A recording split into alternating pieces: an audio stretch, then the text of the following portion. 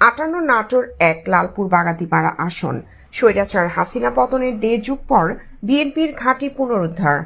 বিজয়ী নারী প্রার্থী পটল কন্যার ফুলেল শুভেচ্ছান্তে সিক্ত বিএনপির ভারপ্রাপ্ত চেয়ারম্যান জনাব তারেক রহমান। ইউসুফ হুসাইন, লালপুর নাটোর প্রতিনিধি। ত্রয়োদশ জাতীয় সংসদ নির্বাচনে রাজশাহী বিভাগের একমাত্র বিজয়ী নারী প্রার্থী হিসেবে নিজের শক্ত অবস্থান জানান দিয়েছেন ব্যারিস্টার ফারজানা শারমিন পুতুল। নাটোর 1 লালপুর বাগাতিপাড়া আসনে ধানের শীষ প্রতীকে বিপুল ভোটে বিজয়ী হয়ে তিনি সংসদ সদস্য নির্বাচিত হয়েছেন।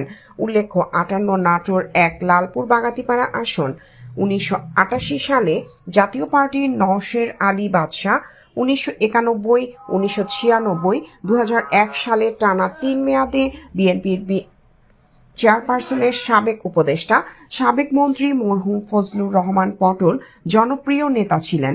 এই আসনটিকে বিএনপির দুর্গ বলা হয়ে থাকে। বর্তমানে বিএনপির দুর্গে নিজেদের মধ্যে গ্রুপিংয়ে জর্জরিত লালপুর বাগাতিপাড়া উপজেলার 15টি ইউনিয়ন ও 2টি পৌরসভার 3,49,369 জন ভোটারের এই আসনে বিএনপির প্রার্থী ফারজানা শারমিন পুতুল টকশো ব্যক্তিত্ব, বেশ জনপ্রিয়। তবে শুরু থেকে এখানে এই মনোনয়নের বিরোধিতা করে মাঠে সক্রিয় ছিলেন কিছু শিং-শূন্য যন্ত্রী। ধানের শীষের প্রার্থী ফারজানা শারমিন পুতুলের দিকে ফিরে গেছেন এই আসনের বিএনপির সাধারণ সমর্থকরা। তারা মনে করেন বিএনপির সাবেক নেতা ও সাবেক মন্ত্রী মরহুম ফজলুর রহমান পটলের এই আসনে তার মেয়ে ফারজানা শারমিন পুতুলকেই জনগণ ভোট দিয়ে বিজয়ী করবেন। কে পড়বেন বিজয়ের মালা তা দেখার জন্য ভোটের শেষে গণনা পর্যন্ত অপেক্ষা করতে হবে। অবশেষে শিং-শূন্য যন্ত্রী লড়াইয়ে রাজশাহী বিভাগের একমাত্র বিজয়ী নারী প্রার্থী হিসেবে নিজের শক্ত অবস্থান জানান দিয়েছেন ব্যারিস্টার ফারজানা শারমিন পুতুল।